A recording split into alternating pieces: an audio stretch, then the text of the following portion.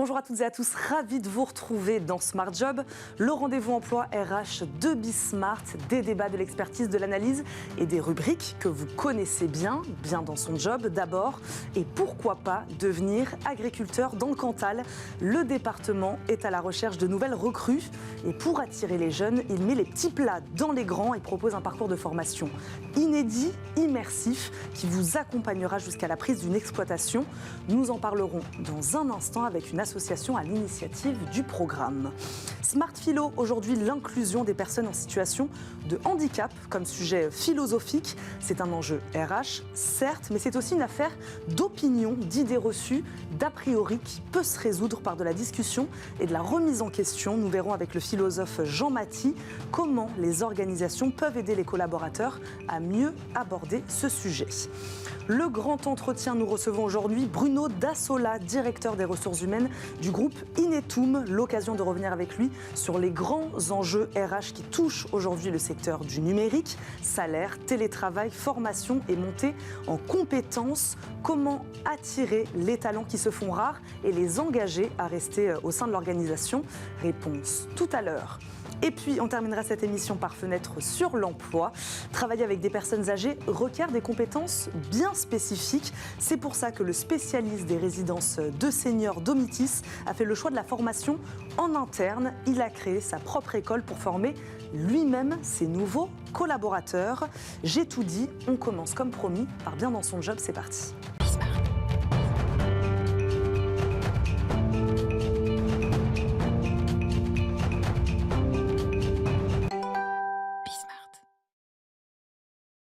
Des jeunes peu enclins à se lancer dans une carrière dans l'agriculture versus de nombreux départs à la retraite. Ça, c'est le constat. La solution, la Chambre d'agriculture du département, les jeunes agriculteurs du Cantal et Landestini, eh bien, ils l'ont peut-être trouvé. Les trois organismes se sont associés pour créer un programme de formation inédit, sur mesure, en immersion, pour accompagner les jeunes vers ce métier. Emma Cassel, directrice de l'entrepreneuriat pour l'association Landestini, est notre invitée. Bonjour. Bonjour. Bienvenue dans Smart Job, Emma Castel. Merci beaucoup de nous accompagner. Un mot d'abord sur la mission de Landestini. En quoi consiste-t-elle avant de parler de ce format de formation?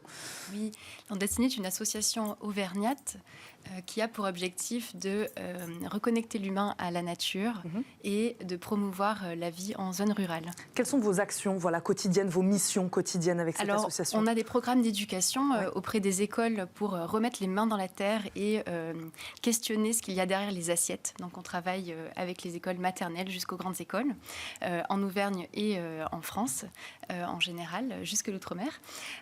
Et on a des outils de production. On a des fermes urbaines et des fermes agricoles qui produisent pour des cantines en Auvergne, à Boumont notamment, il y a Clermont-Ferrand. Et le programme que je dirige, qui permet de rapprocher encore plus les jeunes et le dynamisme en zone rurale, c'est un programme d'incubation d'entreprise au sein du lycée agricole d'Aurillac. Donc c'est l'incubateur Landestini Cantal Auvergne où on accompagne l'innovation et la création d'emplois. Oui, puisqu'on parle bien d'entrepreneuriat. Vous êtes directrice de l'entrepreneuriat pour l'association Landestini. Avant de rentrer dans le détail de cette formation, pourquoi le Cantal a besoin aujourd'hui d'agriculteurs? Alors, comme dans toute la France, le métier agricole est... On ne s'arrête pas au département du Cantal. La spécificité du Cantal, c'est qu'on est sur de l'agriculture familiale de petite taille et que c'est une agriculture qu'on a à cœur de préserver en France et de préserver, pour préserver les paysages, pour préserver les savoir-faire notamment et le dynamisme de nos territoires et en particulier ceux du département. Et donc vous parleriez aujourd'hui de pénurie de main-d'œuvre ? Complètement. Oui. Oui. Et c'est le cas sur tous les secteurs, en fait, dans les zones rurales, tous les secteurs d'entreprise. Et l'agriculture, comme autre secteur économique, est également touchée. Notre objectif, c'est de montrer que les métiers agricoles, et notamment devenir chef d'exploitation, c'est une possibilité pour tout le monde. Et c'est un beau métier. Justement, là-dessus, j'ai une question. Dans le Cantal, on retrouve, c'est vrai, beaucoup d'élevage de bovins, destinés notamment à la production de lait. On sait que c'est une filière particulièrement exigeante. Voilà, comment vous, aujourd'hui, vous arrivez, avec quel discours vous arrivez auprès des jeunes pour leur donner envie de s'engager dans cette voie? Alors, qui peut parfois être compliqué. Oui. Il n'y a pas que ça. C'est pas seulement auprès des jeunes. En fait, on a souvent une idée très arrêter et clichés de l'agriculture. Moi, je dis souvent, on imagine un monsieur, pas très jeune, sur son tracteur, tout seul dans une ferme. En fait, moi maintenant, ça fait 3 ans que je vis dans le Cantal et j'ai une vision complètement modifiée de l'agriculture. En fait, être agriculteur, c'est réaliser une centaine de métiers, avoir 1 millier de compétences, parce que effectivement, on prend soin des animaux quand on s'occupe de vaches notamment. Mais on est aussi derrière son ordinateur, on réfléchit à ses stratégies de commercialisation. Notamment dans le Cantal, on a besoin d'accéder à des nouveaux marchés, donc on a besoin d'innover pour accéder à ces marchés hors territoire. Le Cantal, c'est 500 000 vaches, 146 000 habitants. On a besoin d'aller vendre nos fromages et notre viande ailleurs. Donc, c'est des métiers qui sont à la fois très proches de la nature, reliés. On est en extérieur, on répare des clôtures, on répare les machines, on va aider ses voisins. Et aussi des métiers qui ont besoin de compétences et d'intelligence, en fait, et besoin d'innovation, tout simplement. Donc peut-être besoin de jeunes. Exactement. En quoi consiste alors ce programme de formation? Combien de temps ça dure? Voilà, expliquez-nous. Oui. Alors c'est un programme qui est destiné aux jeunes, mais aussi à des nouveaux profils de personnes qui sont non issues du milieu agricole. L'idée, c'est que on a des agriculteurs qui partent à la retraite et un manque de demandes et des demandes qui ne sont pas en adéquation avec l'offre de ferme actuelle. Les personnes qui ont envie d'aller vers l'agriculture en ce moment peuvent avoir une idée un petit peu idéaliste de ce que peut être l'agriculture et se tourneraient plutôt vers le maraîchage ou certaines productions autres que la viande et le lait. Pourtant, moi, je suis une grande fan de fromage. J'aimerais vraiment qu'on continue à produire du lait et de la viande en France. Donc il faut aller chercher ces nouveaux profils. Oui, c'est ça. Il faut aller chercher ces nouveaux profils. Et on se rend compte qu'en France, il y a beaucoup de personnes qui ont envie de changer de vie, de retourner à la nature. Et retourner à la nature, c'est pas juste aller en vacances dans le Cantal et profiter de nos paysages. C'est pas juste faire du télétravail ou créer une entreprise différente dans la ruralité. C'est aussi, en fait, on peut devenir agriculteur. Ce qui est intéressant dans ce programme, c'est que on propose de devenir agriculteur. Alors déjà, de vérifier quand même que c'est quand même quelque chose qui nous plaît. On n'a pas besoin d'être absolument passionné d'agriculture et d'animaux pour être agriculteur. Il faut avoir envie aussi d'être chef d'entreprise, d'avoir envie de prendre des décisions difficiles et de développer des stratégies pour son entreprise. Ce qu'on propose, c'est des stages de découverte dans les différentes exploitations, parce qu'on a. C'est ce que vous disiez, pour se rendre compte de ce que c'est véritablement le métier. Ensuite, donc, découvrir les différentes phases du métier et aussi les différentes façons de faire le métier. Parce que chaque exploitation est une entreprise différente, avec des personnes différentes. Et comme toute entreprise, on la mène de façon différente. Vous parliez de création d'entreprise. Je me permets de rebondir. Depuis tout à l'heure, on en parle. Vous les aidez, vous les amenez vers de la création d'entreprise, la création d'exploitation, de la reprise d'exploitation. Voilà, in fine, le débouché, c'est quoi après cette formation ? En particulier, on oriente les personnes vers les exploitations collectives qui sont en forme de GAEC, parce que c'est une forme beaucoup plus accessible, notamment aux personnes non issues du milieu agricole, parce qu'on arrive et on vient racheter des parts sociales et on devient associé, chef d'entreprise à part entière, dans une entreprise qui fonctionne déjà, qui a déjà ses outils de production et dans laquelle on va venir ajouter sa touche. C'est éventuellement de nouveaux ateliers de production, de nouvelles façons de faire, et on est sécurisé et entouré en fait des personnes qui sont déjà exploitantes dans cette entreprise. Donc de cette manière-là, on serait moins touché par les difficultés que peut connaître un jeune agriculteur aujourd'hui s'il se lance à son compte. Exactement. En réalité, on s'évite tout ça. Voilà, exactement. En réalité, dans le Cantal, 70% des nouvelles installations, sur 180 installations par an, se réalisent déjà en GAEC. Parce que c'est une forme d'agriculture qui permet d'avoir plus de temps pour soi, d'être plus solidaire avec les autres, de dégager des week-ends, de dégager des vacances et qui permet, comme toute entreprise, en fait, de partager les décisions stratégiques. Quels sont vos objectifs avec cette formation Landestini Voilà, est-ce que vous avez un objectif chiffré de nombre de jeunes que vous aimeriez voir suivre cette formation aujourd'hui ? Alors, on travaille avec la Chambre d'agriculture et les jeunes agriculteurs. On a pour objectif d'intégrer au moins 10 personnes par an dans ces programmes. Et l'objectif premier, en fait, c'est vraiment de faire se rencontrer les personnes qui ont besoin de transmettre et ces nouvelles personnes. Donc, elles peuvent être jeunes et correspondre à la notion de jeune dans l'agriculture, c'est-à-dire d'avoir moins de 40 ans, mais pas seulement. On a certaines exploitations qui viennent notamment d'intégrer des femmes de 55 ans en GAEC à Troyes, et ça se passe super bien. Bon, c'est bien, on n'exclut pas les moins jeunes non plus. Exactement. D'ailleurs, je me permets de rebondir une question et puis on terminera là-dessus. Sur les femmes, comment vous essayez d'attirer aujourd'hui plus de femmes? 30% de femmes sont chefs d'exploitation ou co-exploitantes aujourd'hui dans le Cantal. J'imagine que vous avez peut-être comme ambition de faire augmenter ce chiffre dans les années à venir. Alors oui, pourquoi pas. En fait, les métiers agricoles, c'est ce que je disais, ils ne sont pas inaccessibles en fait à personne et pas du tout aux femmes. Et donc c'est une question plutôt de culture, je dirais, et puis d'avoir envie d'y aller. En réalité, on installe beaucoup de femmes dans le Cantal, donc on sera heureux d'accueillir toutes ces personnes. D'en accueillir d'autres. Merci beaucoup Emma Castel d'avoir été avec nous. Je rappelle, vous êtes la directrice de l'entrepreneuriat chez l'association Landestini. Merci beaucoup d'avoir été avec nous. Merci. Tout de suite, un peu de philosophie dans Smart Job. Aujourd'hui dans Smart Philo, l'inclusion des personnes en situation de handicap, un enjeu social majeur pour les DRH et plus largement pour l'ensemble des collaborateurs de l'entreprise. Alors que 80% des handicaps sont invisibles, comment échanger, sensibiliser davantage, comment créer pour elles un environnement bienveillant? On va voir tout ça avec Jean Mathie, philosophe et consultant associé chez Noétique Biz. Il nous accompagne aujourd'hui, on le connaît bien dans Smart Job. Bonjour. Bonjour, merci de m'inviter. Merci beaucoup de nous accompagner Jean Mathie aujourd'hui. Déjà, première question, est-ce que vous avez la sensation, vous, que c'est un sujet qui monte aujourd'hui en entreprise, ce sujet de l'inclusion des personnes en situation de handicap?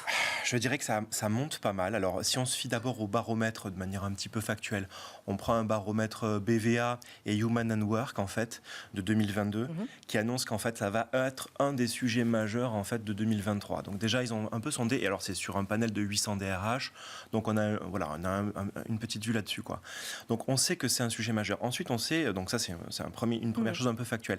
Il y a une tendance de fond, comme vous savez très bien, c'est la responsabilité sociétale de l'entreprise globalement, et que globalement, dans le volet social, les questions d'inclusion au sens large, et en particulier celles du handicap, sont vraiment majeures. Je crois même que c'est porté assez majoritairement par la présidence de la République, en tout cas par le Premier ministre lui-même, qui en a fait une des priorités, en fait, en créant notamment, alors ça ne concerne pas que eux, mais une délégation interministérielle à l'autisme. L'autisme étant un sujet assez transversal parce qu'il y a autant de personnes autistes que d'autisme, on va dire. Hein. Et handicap est lui-même un mot assez large, un concept assez large. Exactement. Donc, en fait, voilà, quelques petits critères comme ça, un petit peu factuels et un petit peu sociétaux, qui nous montrent que vraiment, ça va être un sujet. La question en tout cas que je me suis posée, moi, en préparant cette émission, c'est donc qu'est-ce que cet enjeu d'inclusion donc, au sein des organisations de cette question-là, qu'est-ce que cet enjeu-là est philosophique? Il est philosophique parce qu'il nous fait d'abord travailler des paradigmes sociétaux, et puis il est philosophico-pratique en cela que, vous savez bien, Eva, que en fait dans une société où on prêche la productivité à fond, quoi. Bon, même si on y revient un petit peu, même si la croissance va être un sujet dans les années qui vont venir, l'hypercroissance en tout cas. Bon, je mets ça de côté, mais c'est quand même un sujet. Qu'est-ce qu'on fait des gens qui paraissent ne pas être productifs? Je veux dire, c'est un vrai sujet qu'on se pose en tant que dirigeant, que se posent mes clients. Enfin, en fait, c'est une espèce de non-dit, quoi.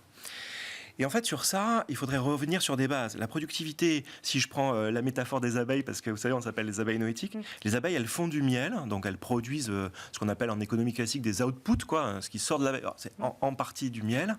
Et en fait, ça, c'est une partie de la productivité. Et puis, il y a une autre manière d'être productif aussi, c'est de polliniser. Et les abeilles, elles pollinisent, ça veut dire qu'elles fécondent des fleurs, quoi, et que concrètement, grâce à cette pollinisation, on a des fruits et légumes, vous et moi, à manger, quoi. Donc en fait, on peut être productif, vous et moi, de deux façons. D'abord, on pollinise, on fait notre job. Les Américains, ils disent « job to be done », ça a le mérite d'être clair. Mais aussi, on pollinise. Et les personnes en situation de handicap, elle nous empêche, enfin, comment dire, elle s'empêche pas non plus d'être productive et en faisant du miel, j'ai envie de dire, et en pollinisant. Seulement, il s'agit de travailler un petit peu nos préjugés. Ça a cela de philosophique, hein, je réponds un peu longuement à votre question. La philo, elle intervient parce que, au fond, on a tout un tas de préjugés qui interviennent, qui sont majeurs, qui nous empêcheraient de penser que les personnes peuvent être productives au sens du miel et au sens de la pollinisation. Et c'est ce que je disais en préambule, ça peut être difficile d'appréhender un handicap qu'on ne voit pas. 80% des handicaps sont invisibles. Oui, ça pose un sujet très clairement, très pratique. Vous savez, il y a la reconnaissance de travailleurs en situation de handicap qui existe. Et puis notamment, à cause de ce handicap qui est invisible, vous avez aussi un tas de personnes, en fait, très concrètement, qui n'osent pas dire qu'elles sont en situation de handicap, parfois qui ne savent pas qu'elles sont en situation de handicap. Donc en fait, je crois que le sens philosophique, pour le coup, de tout ça, c'est le dialogue. C'est mettre de plus en plus de dialogue social au cœur de l'entreprise pour amener les personnes à dire leur vérité, à dire leur justesse, à dire ce qu'elles traversent, en fait, à dire leur vulnérabilité. Et de l'autre côté, c'est ce qui va nous amener à déconstruire les préjugés dont vous parliez. Et oui, là, on a une tâche immense, en fait, devant nous, parce que ce sont des préjugés qui, j'allais dire, sont parfois anthropologiques, des préjugés qui sont parfois d'origine psychologique, et parfois des préjugés d'origine cognitive. Il y a de tout. Je vous donne un exemple concret. Par exemple, en anthropologie classique, il y a une immense anthropologue qui s'appelle Françoise Héritier, qui nous montre comment, en fait, depuis l'Antiquité grecque et romaine, on a un sujet anthropologique avec l'idée de non-conformité à l'espèce. Tout ce qui est non conforme statistiquement à l'espèce, on le montre du doigt, dit Françoise Héritier. Ça veut dire quoi? Ça veut dire, montrer du doigt, c'est un geste hyper fort. Ça veut dire monstro, ça a donné en latin, ça a donné le monstre. Vous voyez un petit peu les trucs. Tout ce qui n'est pas, je le redis quand même, tout ce qui n'est pas conforme statistiquement à l'espèce, en fait, ça vient nous mettre dans l'idée que on a un monstre devant nous. Ça, c'est un premier truc immense et anthropologique, je veux dire. Et puis, vous avez des trucs un petit peu plus du quotidien. Je ne sais pas comment vous dire, par exemple, la personne à mobilité réduite, elle va spontanément nous faire pitié au sens philosophique, attention. C'est-à-dire, va, comme on disait en ancien français, va attirer vers nous des sentiments de tristesse, de perte de puissance. Vous avez des choses psychologiques ultra fortes sur lesquelles il faut travailler, puisque ce sont bel et bien des préjugés. Et vous savez ce que c'est un préjugé? C'est juger avant d'avoir jugé. Et donc ça, c'est tout sauf performant, je veux dire. On a une tâche immense devant nous, bosser contre nos préjugés. Parce que cette singularité-là, elle peut apporter quelque chose à l'organisation. Ouais. Elle peut être synonyme même de performance. Oui, c'est exactement ça, et c'est exactement ce qu'il faut nous amener à découvrir, ce que nous permet plus exactement la lutte contre nos propres préjugés, c'est de voir que derrière, j'ai un collaborateur qui s'appelle Tristan, que j'embrasse à travers l'écran, qui dit toujours que derrière toute singularité de la personne se cache une complémentarité. C'est-à-dire que derrière chaque handicap, l'idée, c'est qu'il y a une complétude qui se cache dans l'entreprise, dans mon collectif de travail, et qui peut venir enrichir véritablement l'intelligence collective. Et je ne parle pas de haut potentiel intellectuel quand je dis intelligence collective, c'est comment on travaille ensemble pour créer et de la pollinisation et du miel. Bon, là, il y a une tâche immense.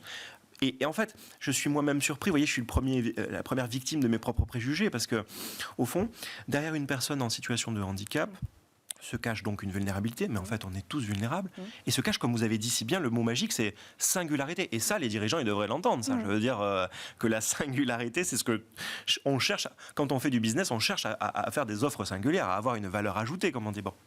Eh bien, humainement, cette personne en situation de handicap, alors évidemment, il y a des cas précis, etc., mais derrière chaque singularité se cache une complémentarité, et donc de la valeur ajoutée pour mon collectif de travail. Donc la réponse à tout ça, on terminera là-dessus, plus de dialogue, c'est ça? Fondamentalement, il faut mettre en œuvre plus de dialogue, et il faut mettre en œuvre ce que j'appelle moi, et ce qu'on appelle nous, les philosophes, une petite pharmacie platonicienne. La petite pharmacie de nos préjugés. Cette pharmacie. La petite pharmacie de nos préjugés, c'est une vieille idée platonicienne déjà qui existait dans un petit mot grec qui s'appelle qu'on nomme pharmakon en grec, et donc c'est le mot pharmacie, et l'idée qu'en fait derrière chaque poison, chaque réalité, il y a un remède. Et que derrière chaque remède, d'ailleurs, il y a un poison. Et Platon de dire, au fond, qu'une pensée véritablement adulte et véritablement mature, c'est la capacité à voir que derrière chaque poison, il y a un remède. Donc, un premier outil pratique dans nos entreprises, c'est de dire, en fait, quand j'ai un exemple très concret à traiter et il s'agit d'une personne en situation de handicap, une situation de handicap, en fait, je fais l'effort de me demander, derrière cette situation qui est poison véritablement, n'ayons pas peur de dire les trucs, soyons honnêtes avec nous-mêmes, avec nos préjugés, c'est difficile à gérer, donc c'est un peu poisson, il y a des situations qui sont un peu poison, en quoi elles sont remèdes. Voilà un petit peu la pharmacie de Platon. Merci beaucoup Jean-Mathie pour tous ces conseils. Je rappelle, vous êtes philosophe et consultant associé chez Noetic Biz. Merci beaucoup de nous avoir accompagnés, d'avoir parlé de ce sujet important aujourd'hui au sein des organisations. Merci. On marque une courte pause. Restez avec nous. Nous recevons dans un instant Bruno Dassola, DRH du groupe Inetum. L'occasion d'aborder avec lui la question, je le disais, du recrutement, des salaires, du télétravail, de la reconversion dans un secteur en forte tension qui est le numérique. À tout de suite.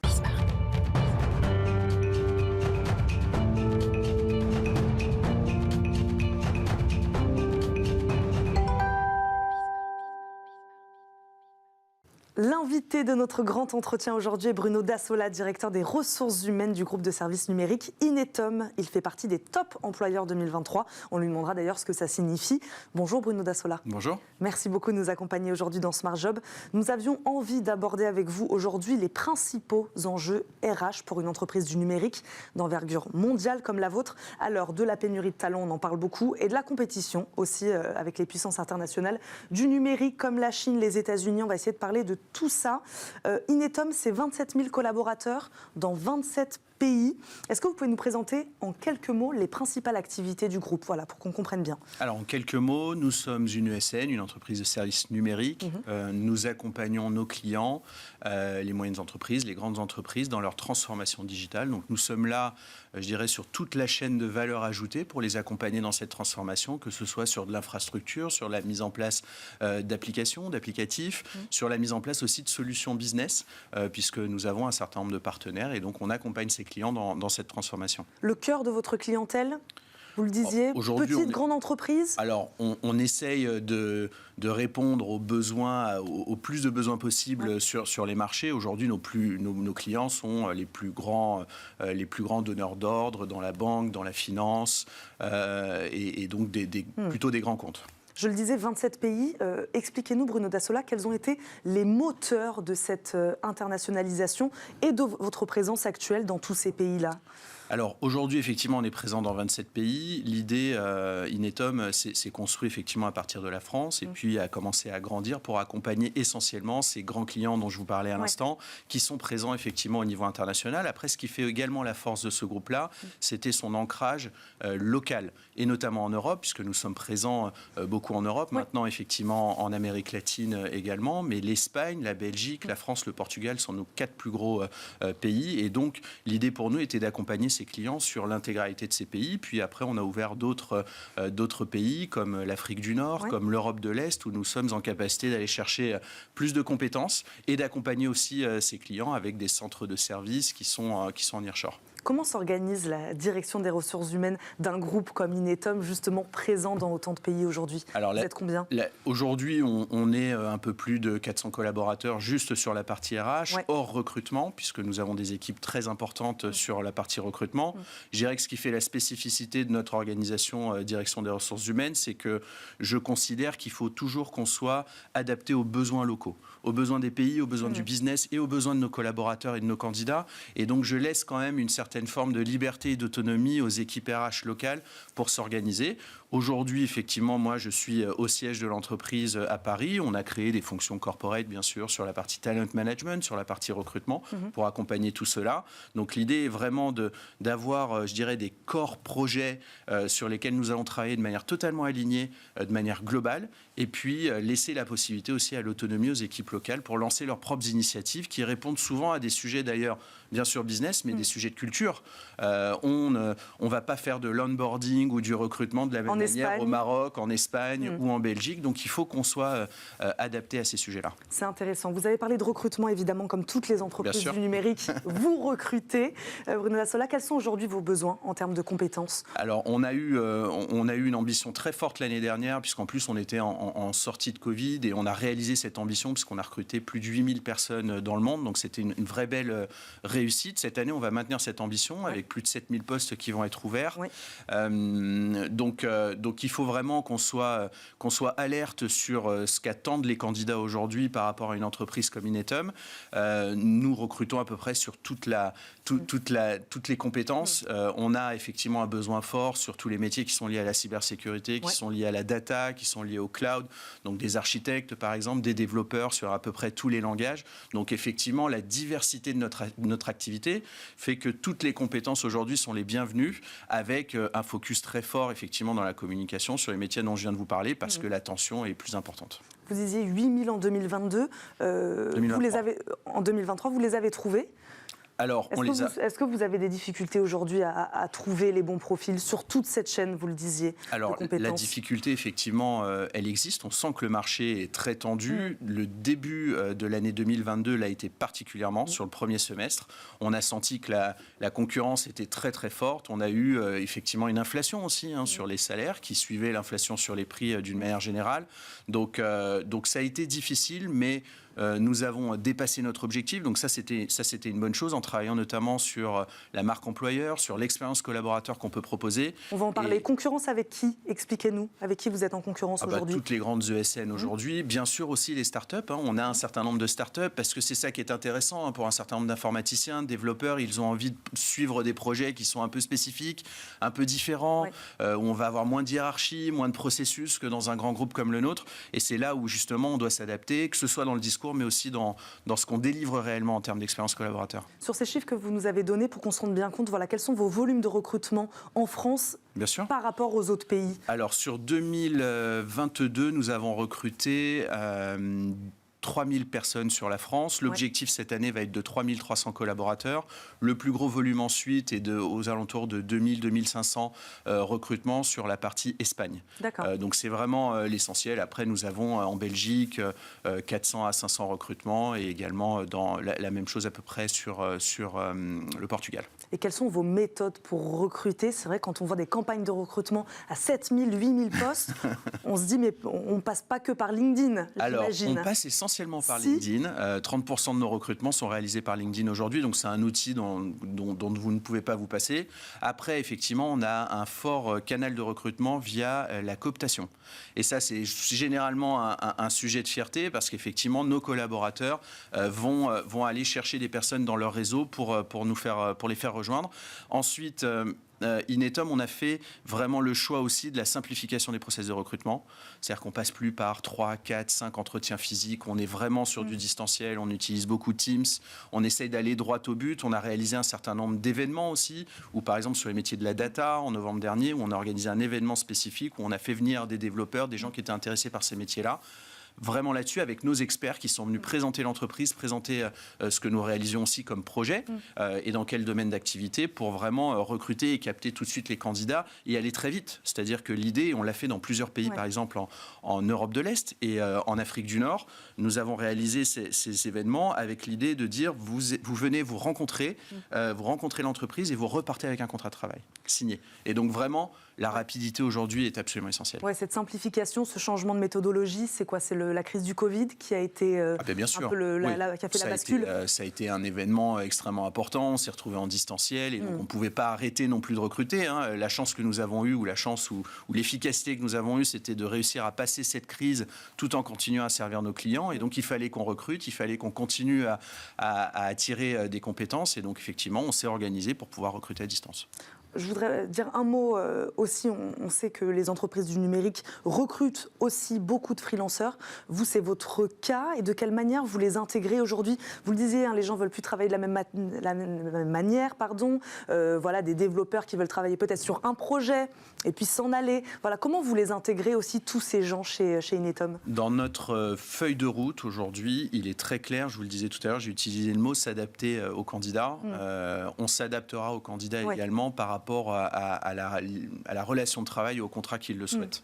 On sait que dans certains pays, c'est beaucoup plus fort. En Belgique, par exemple, en Pologne, par exemple, ce sont des pays qui ont un historique et une culture du recours aux freelanceurs qui est beaucoup plus importante. Ça ne nous empêche pas de fidéliser ces collaborateurs. Ouais. C'est-à-dire qu'on a des freelanceurs aujourd'hui qui travaillent pour nous depuis 6, 7, 8 ans.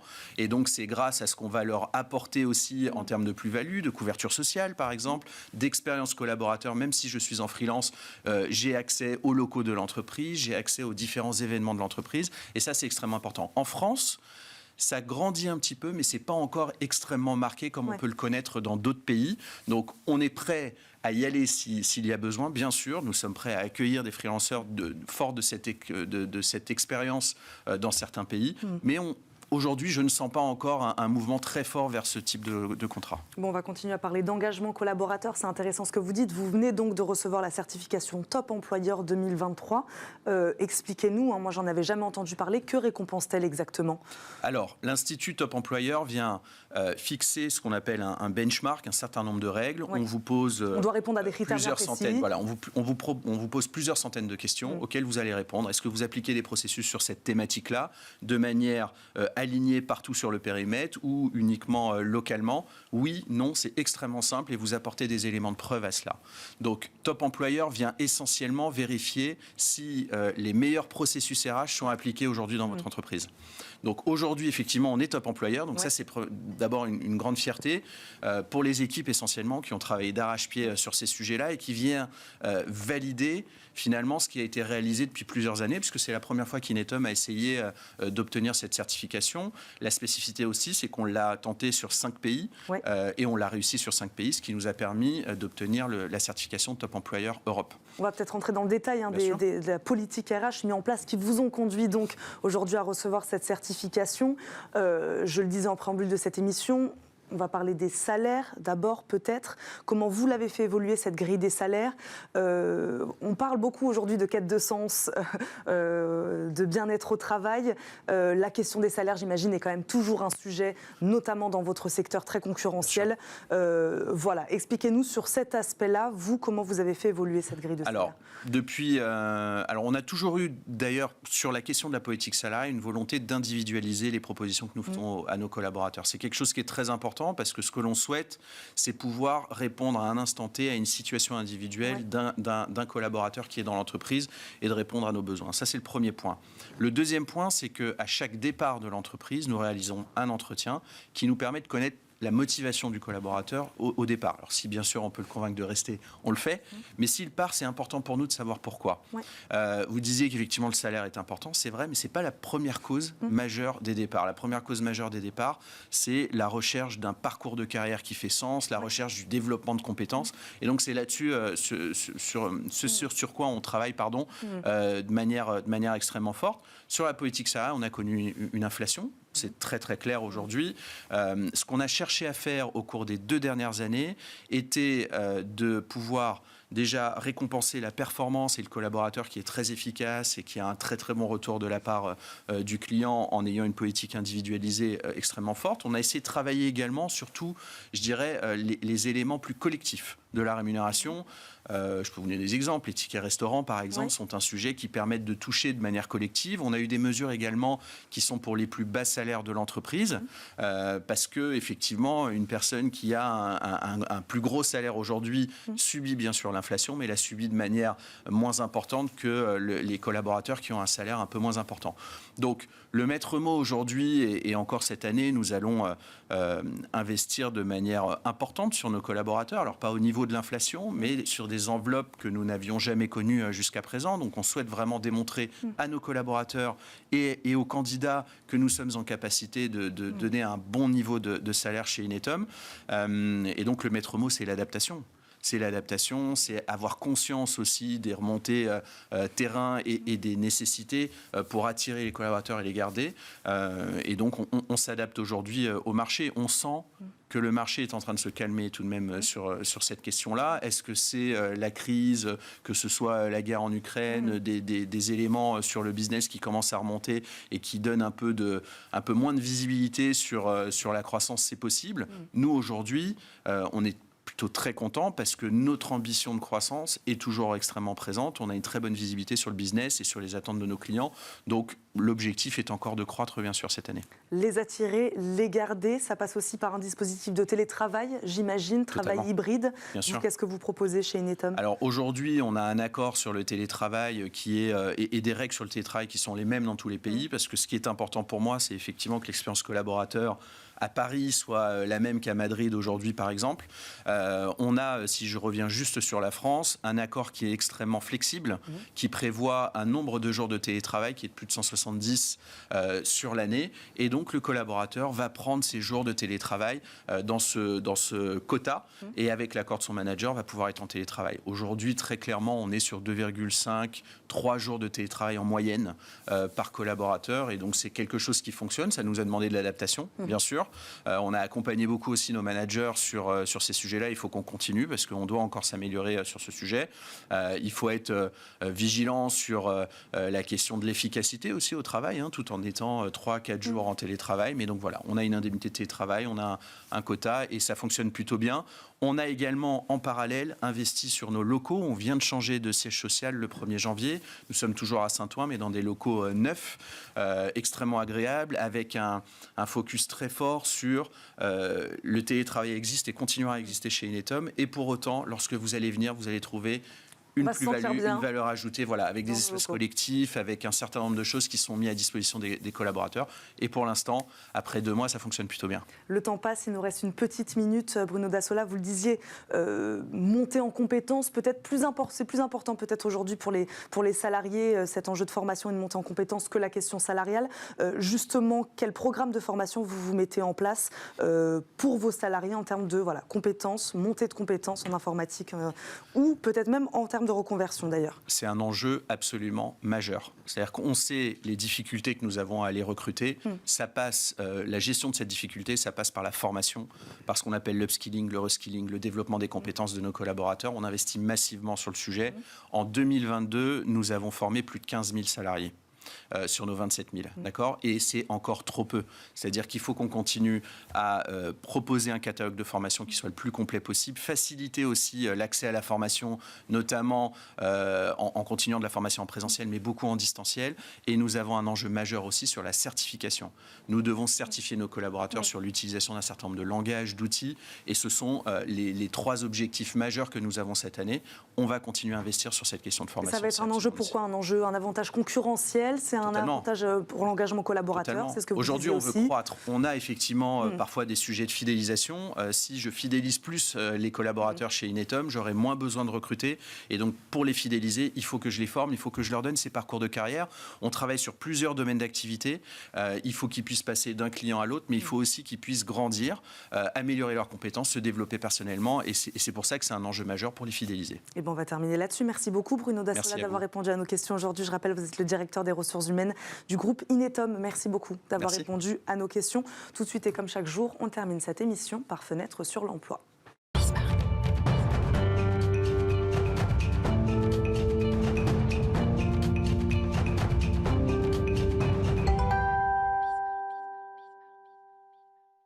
Aujourd'hui, les besoins RH dans l'accompagnement des personnes âgées. La preuve par l'exemple avec un spécialiste des résidences seniors Domitis. Le groupe compte aujourd'hui plus de 150 résidences et en ouvre à peu près 20 à 25 nouvelles par an. Cela représente plus de 4000 collaborateurs. Les exigences et les compétences, je le disais tout à l'heure, nécessaires pour travailler auprès des seniors sont bien spécifiques. On va en parler avec vous, Charlotte Loriou, directrice développement des ressources humaines chez Domitis. Bonjour. Bonjour. Merci beaucoup de nous accompagner aujourd'hui dans Smart Job. Avant de parler de recrutement de compétences, expliquez-nous à quoi ressemblent exactement ces résidences seniors. En quoi sont-elles différentes des EHPAD qu'on connaît bien ? Alors, effectivement, vous avez raison de souligner la différence. Les résidences services seniors accueillent des personnes âgées qui sont autonomes. Donc, en fait, nous n'avons pas de personnel médical au sein de nos établissements. C'est ce qui fait la différence avec les EHPAD. Donc, une résidence senior, c'est un lieu de vie dans lequel il y a des appartements dans lesquels habitent nos résidents et puis aussi un certain nombre d'espaces, de lieux communs qui leur permettent de bénéficier d'un certain nombre de prestations, le restaurant, une salle de sport, une piscine, un salon de coiffure, voilà. C'est un vrai lieu de vie. Donc pas d'équipe médicale ? Non. Et pourtant, des gens qui viennent faire à manger, des éducateurs, peut-être aussi des animateurs.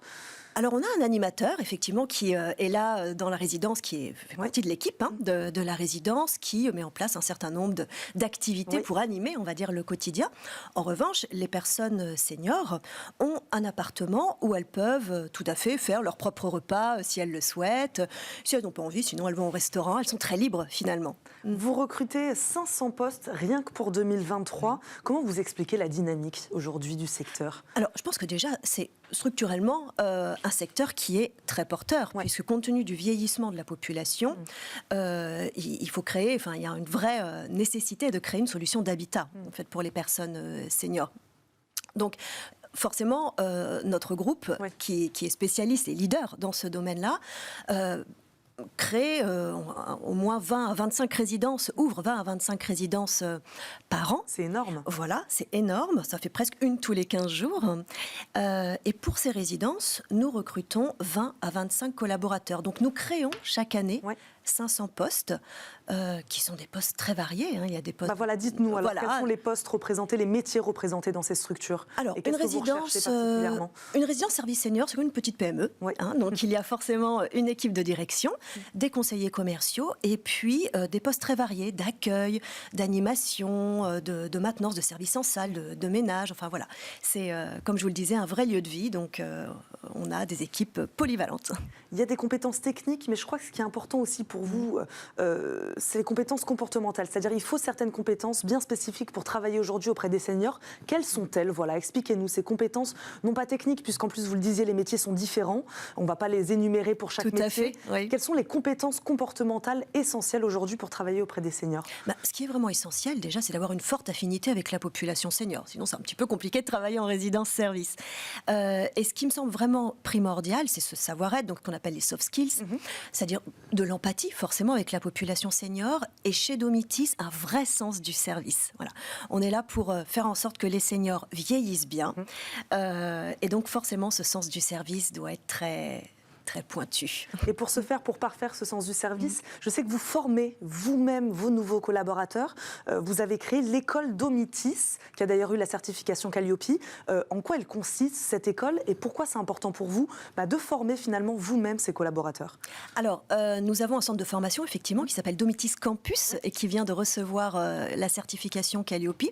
Et ce centre de formation permet en fait d'apporter aux personnes qui n'auraient pas toutes les compétences techniques requises, les compétences nécessaires pour exercer leur métier, mais aussi pour pouvoir grandir dans le groupe. Pourquoi cet engagement de Domitis sur la formation? Vous auriez pu faire confiance à un autre organisme? Tout à fait, mais c'est important aussi de transmettre à nos collaborateurs les valeurs et l'esprit Domitis. Voilà. Donc le mieux, c'est effectivement de les former nous-mêmes. Et voilà, on terminera là-dessus. Merci beaucoup Charlotte Loriot de nous avoir accompagnés aujourd'hui dans Smart Job. Je rappelle, vous êtes la directrice développement des ressources humaines chez Domitis. Merci beaucoup de nous avoir accompagnés. Merci à vous de nous avoir suivis. Merci à Laure-Hélène, merci à Nicolas Juchat qui m'ont aidé à préparer cette émission. On se retrouve très vite pour un nouveau numéro de Smart Job. En attendant, je vous souhaite à tous une très bonne journée sur Bismart et à très vite. Ciao.